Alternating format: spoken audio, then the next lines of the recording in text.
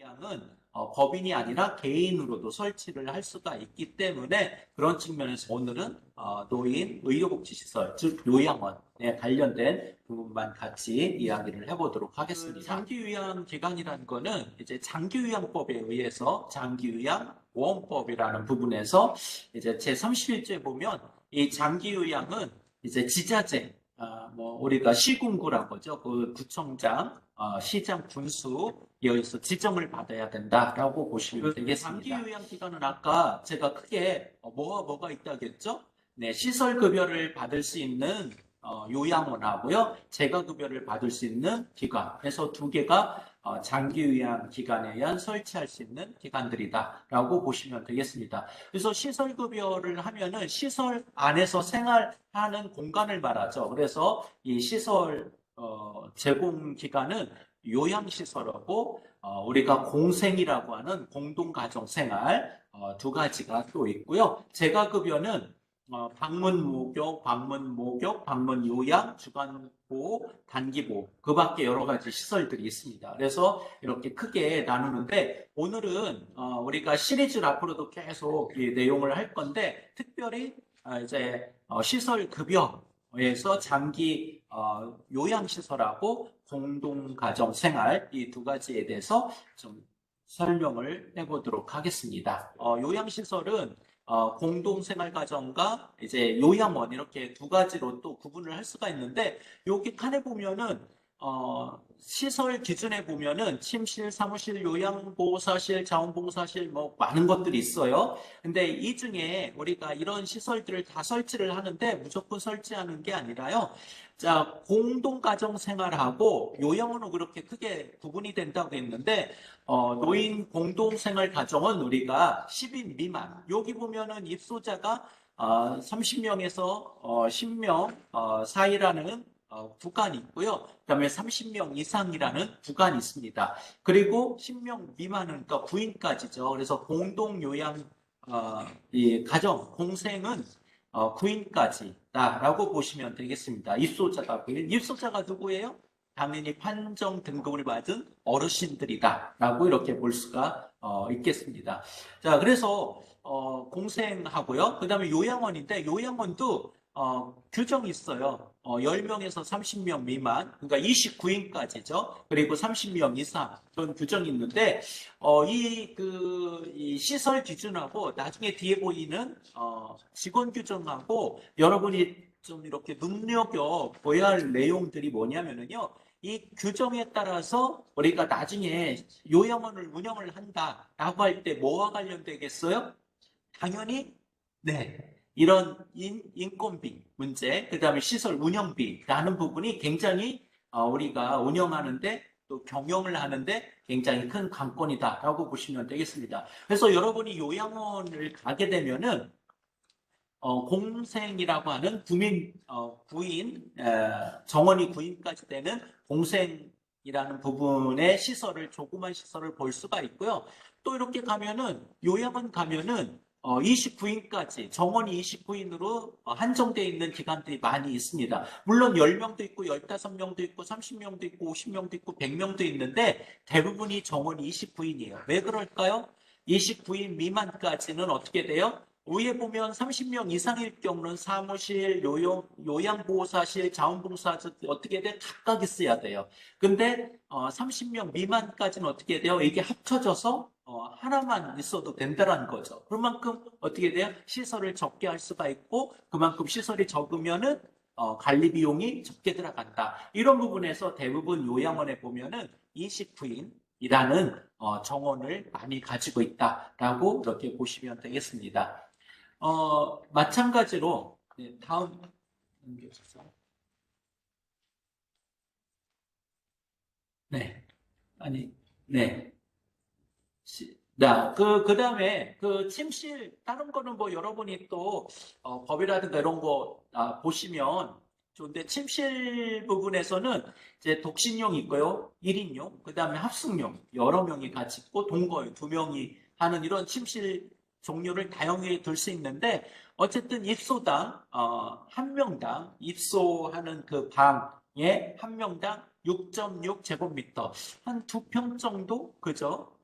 정도 되는 규모가 필요하다. 그러니까 2명 있다면은 한 4평, 뭐 이런 식으로 우리가 좀 이렇게 할 수가 있죠. 그리고 합숙용, 여러 명이 같이 할 수 있는 침실은 4명 이하, 4명 넘어가서는 안 된다라고 보시면 되겠습니다. 그래서 제가 유튜브에도 많이 시설들을 기관 방문해서 여러분에게 정보를 주고 있는데, 거기 그 어르신들이 있는데 보면은 4명 이상 이렇게 같이 있는 공간이 거의 다 4명 이하로 있죠. 이런 부분에 규정들이 있습니다. 그래서 침실만 예로 들었는데, 아까도 말했듯이 뭐 자원봉사실이라든가 물리치료 이런 부분에 대해서 이 규정들이 약간씩 제한된 부분들이 있습니다. 그래서 그걸 참고로 해주시면 좋을 것 같습니다. 이것도 우리가 나중에 운영이라는 부분에서 좀 많이 그 중요한 부분이에요. 여기도 보면은 입소자 30명 이상일 때 그 인력들을 보면은요, 시설장 1명, 사무국장 1명,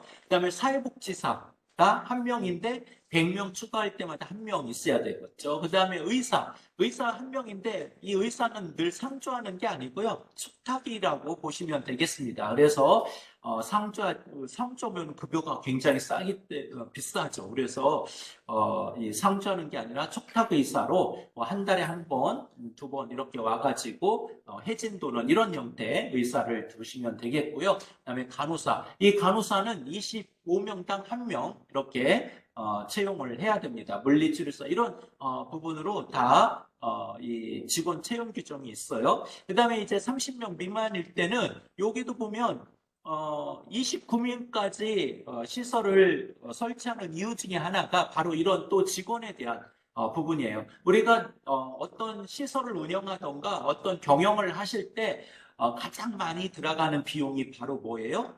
바로 그죠. 인건비입니다. 인건비. 그런데 29명 미만, 29명까지는 인건비가 사무국장하고 사회복지사를 어떻게 돼요? 같이 한 명을 둘 수가 있습니다. 그리고 요양보호사가 2.5명당 1명이고요. 조리원. 여기 사무원이라든가 영양사는 두지 않아도 됩니다. 근데 일을 하다 보면 원장님이 그 영양사가 아니 사무원이 없으면은 일을 다 보야 돼요. 굉장히 힘들어요. 그래서 29인 미만이라도 일단은 또 사무원을 두면 됩니다. 뭐 여기에 규정이 안 돼 있다고 못 두고 그런 건 아니에요. 추가적으로 이상을 두는 건 아무 문제가 없다라고 보시면 되겠습니다. 근데 경영자 입장에서는 인건비를 줄이기 위해서는 최소한 인원, 규정에 정해져 있는 최소한의 인원을 두는 것이 경영상 유리하다라고 보시면 되겠습니다. 그래서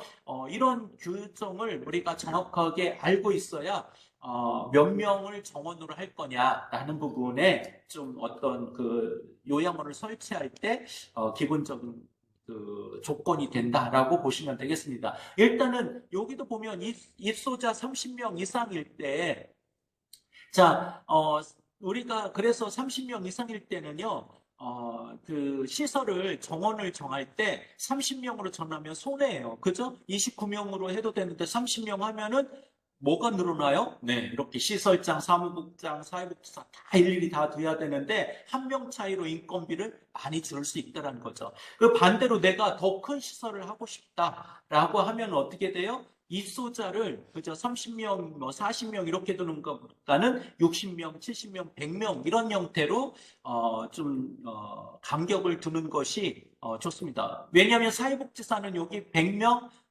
초과 시 1명을 추가하게 돼 있잖아요. 그러면 100명일 때 1명 추가를 한다고 하면은 어떻게 되겠어요? 101명의 시설 정원을 한다고 하면 사회복지사가 2명 필요하다라는 거죠. 그래서 그거보다는 100명이 넘지 않도록 이렇게 하는 것이 또 사회복지사 인건비를 줄일 수 있는 방안이다라고 보시면 되겠습니다.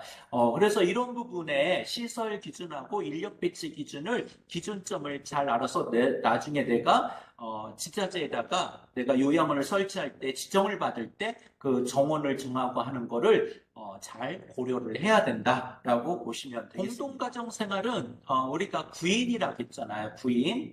구인 미만의 시설 공생이라고 하는데 이 공생은 시설장, 사무국장, 사회복지사가 한 명이에요. 그래서 한 명이고 간호사, 의사, 물리치료사 중에 한 명만 주시면 되겠습니다. 그리고 요양보호사도 요양원일 경우에는 2.5명당 한 명이었는데 공생은 3명당 한 명이 되겠습니다. 그래서 이 9명을 정원을 다 채웠을 경우 시설장 1명, 간호사나 물리치료사 1명, 그 다음에 요양보호사 3명 해서 9명을 다 채우면은 몇 명이 되겠어요? 기준, 인력 배치 기준을 잘 이해하는 것이 굉장히 좋은, 나중에 내가 운영할 때 그런 부분에서 중요하다라고 보시면 되겠습니다. 왜 제가 이걸 계속 강조를 하냐면은요, 제가 유튜브에도 계속 시설을 방문하면서 유튜브를 촬영을 했잖아요.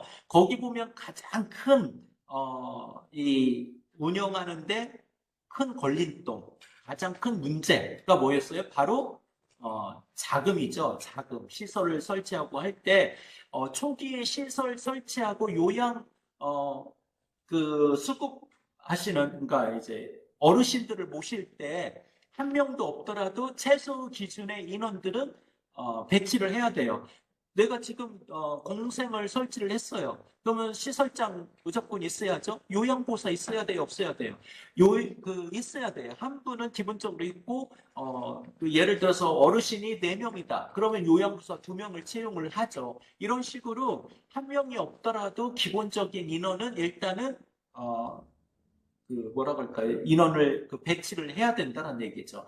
그러다 보면 어르신이 들어오지 않으면 이게 다 뭐예요? 빚으로 남는다는 거죠. 그래서 이런 부분에 대해서 우리가 인력 기준을 최소한으로 하기 위해서 그리고 무엇보다도 운영의 최대의 성공 노하우는 얼마나 빨리 홍보를 해가지고 어르신들을 또 정원을 채우느냐, 이게 가장 큰 가격 정도 보면 이제 여러분은 졸업을 하면 우리는 사회복지사 2급을 따게 됩니다. 그죠? 그래서 시설장에 자격이 돼요. 여기 보면 사회복지사업법, 여러분은 이제 자격을 따게 되면 사회복지사업법에 의한 사회복지사 2급이 되는 거죠. 그래서 사회복지사는 시설을 곧바로 졸업을 하면서 자격증을 받으면 딸 수가 있다라고 보시면 되고요. 또 의료인이라는 건 간호사라든가 의사에 해당이 되겠죠. 그래서 의료인도 시설장이 될 수 있다라는 거. 그리고 또 사회복지사는 역시 사회복지사 자격증이 있으면 되겠죠. 그리고 물리치료사, 요양보호사 이런 부분으로 우리가 자격에 대한 규정들이 정해져 있고요. 여러분이 이제 사회복지사를 따게 되면 시설장이나 사회복지사 업무를 볼 수 있는 자격이 된다라고 이렇게 보시면 되겠습니다. 자, 다음은 이제 요양 장기급여의 급여예요, 급여. 그래서, 이 수가라고 하는데, 이제 어르신 한 명을 우리가 모시면은, 근데 어르신은 이제 등급을 판정을 받게 되죠. 1급부터 5급에 판정을 받게 되면, 그 판정 등급에 따라서 이제 수가가 정해집니다. 예를 들어서 내가 어르신을 모셨는데 1급 어르신을 모셨다. 그러면 이제 요양시설, 요양원으로 들어가면 1일 74,850원. 그래서 통상 우리가 30일로 한다고 하면 곱하기 30 하면은 한 200만 원 정도 되겠죠. 그리고 이제 요게 플러스 본인 부담금. 어르신이 이제 가족이 내는 비용입니다. 이것도 30일 기준으로 하면은 비용이 나오겠죠. 그래서 1급 어르신을 한 명 모시면은 우리가 대충 한 200에서 250만 원 이런 식으로 이제 수가를 받고 곱하기 내가 여기에 어르신이 시설에 몇 명이냐, 구인 시설이냐, 30명 어르신이 계시냐에 따라서 우리가 운영비가 이제 책정이 되고 건보로부터 이런 것을 받을 수가 있다라고 보시면 되겠습니다. 이거를 왜 말씀드리냐면요, 마지막으로 이제 우리가 나중에 졸업을 하고 요양원을 설치를 하고 싶잖아요.